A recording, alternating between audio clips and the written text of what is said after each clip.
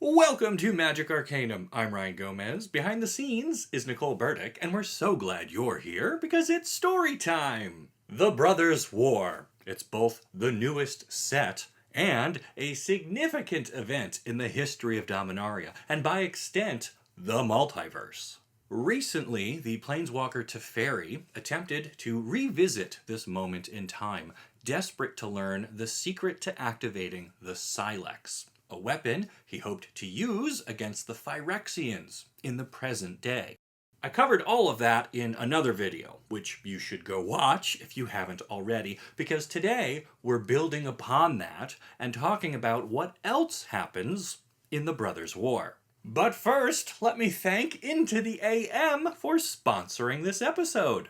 Their Black Friday sale runs from November 18th to the 25th and features 30% off site-wide. That also stacks with my promo code MAGICARCANUM for another 10% off. And what kind of awesome, tailor-fit, super comfortable things will you find at these brain-melting discounts? Only the most magically adjacent kind. If you've got a favorite card, or plane, or commander deck, Into the AM has something to match. They've got graphic tees, hoodies, basics, everything you need to be the best dressed wizard at your next game night. All 30 plus 10% off when you shop using my link down in the description. So check them out and tell them the mustache sent you. Okay, now let's hop into that temporal anchor and get a first-hand look at what else happens in the Brothers' War. In the story, Teferi makes several trips back through time, searching for the exact moment the Silex is used so he can observe what sets it off. Sometimes he's too early and sees battles leading up to the final confrontation, and sometimes he's too late and sees Dominaria trying to recover from the resulting fallout of the Big Blast. This causes things to jump around a lot, and we meet characters who don't appear in the set, and while it does a great job building up the scale of the Brothers' War itself, it doesn't really help us understand the key players or the order in which stuff really happens. So I am going to unravel things a bit and just walk us through the events shown on the set's story spotlight cards, more or less in their actual chronological order, temporal meddling notwithstanding. Things begin with Urza and Mishra, brothers born about 4,000 years ago. From an early age, they both exhibited great mechanical skill, including a love for tinkering with artifacts. One day, their father shipped them off to learn from his old friend and one of the kingdom's foremost archaeologists. That's Takasia, who was studying remnants of the Thran Empire. Takasia became a bit of a mentor figure to the brothers, and they bonded over their mutual interest in history, although occasionally stern lessons still had to be taught. As quarrelsome as they were, the brothers did enjoy their time together, including their discovery and restoration of a Thran ornithopter, which brought some life into their study of ancient relics. It wasn't meant to last, however. While exploring the caves of Quelos, the brothers found a power stone, and each attempted to claim it as their own. The stone broke in two, leaving Urza holding the Might Stone, and Mishra with the Weak Stone.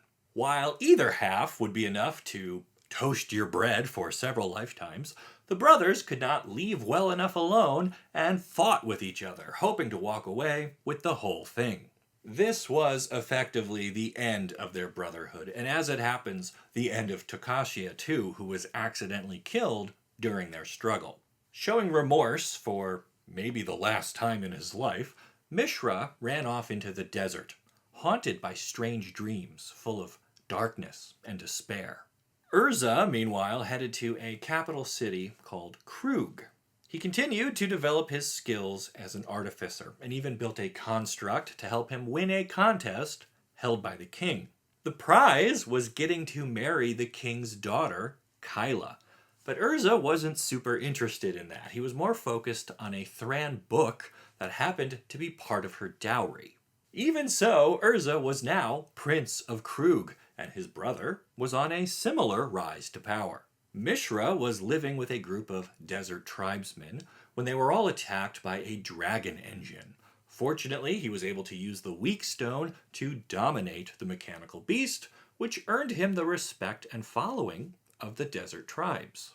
Eventually, Mishra was able to unify the various desert factions and make a strike against Urza and his haughty-taughty city of Krug.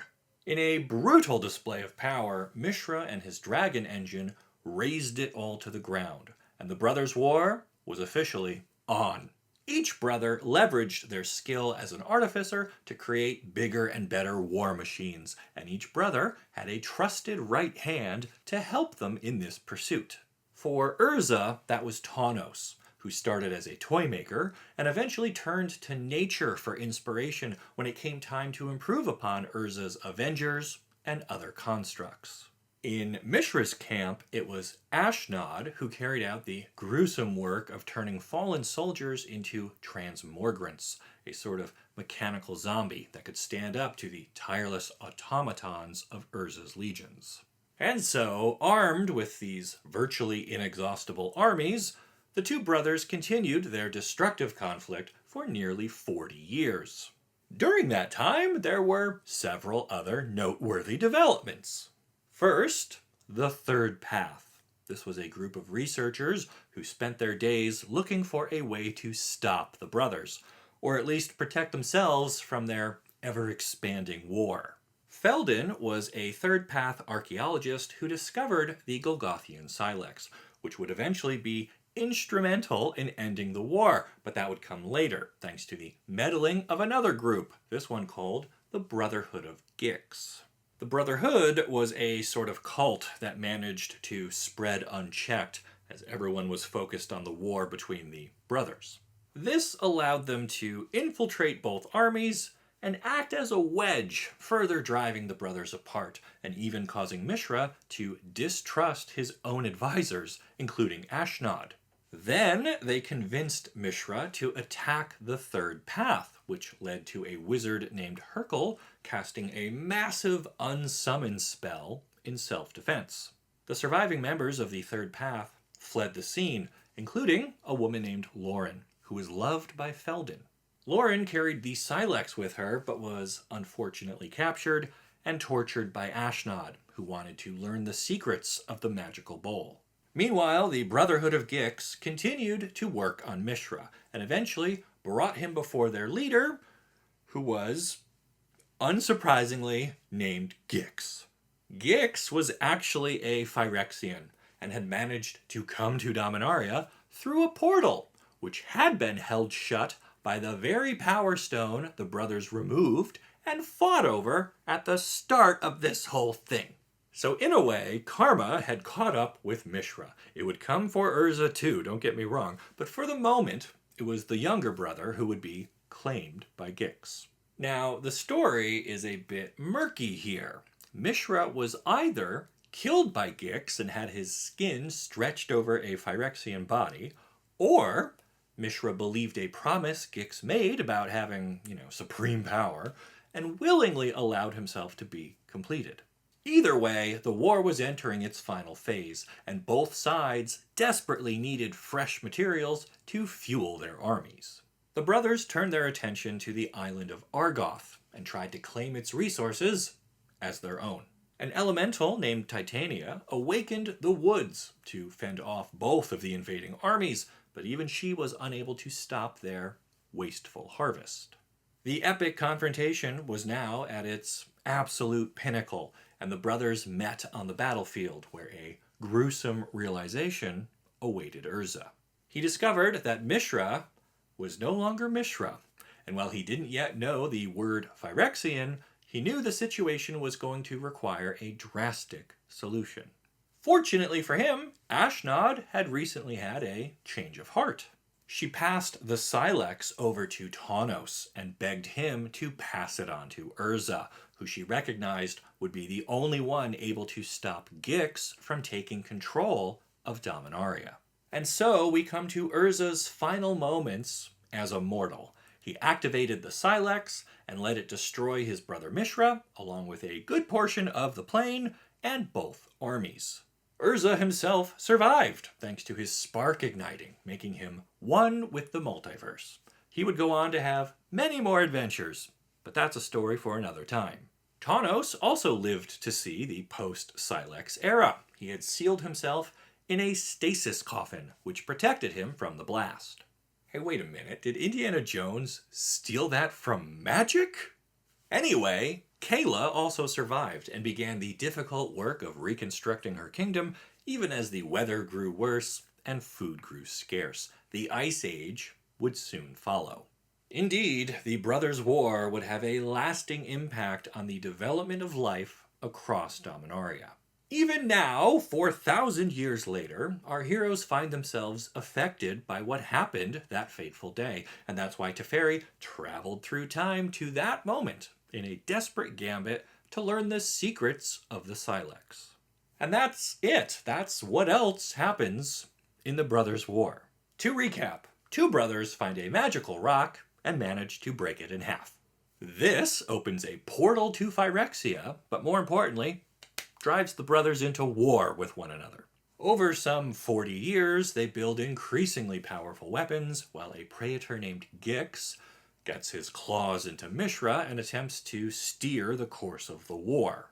Ultimately, Urza realizes the only way things can end is if he destroys it all by using a supremely powerful magical artifact known as the Silex. This kills Mishra and turns Urza into a planeswalker while decimating Dominaria, the effects of which can still be seen today.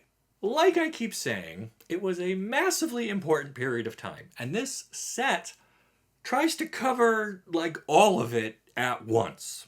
I do like how we got multiple versions of Urza and Mishra, showing them at various points in their lives and culminating with their melded forms.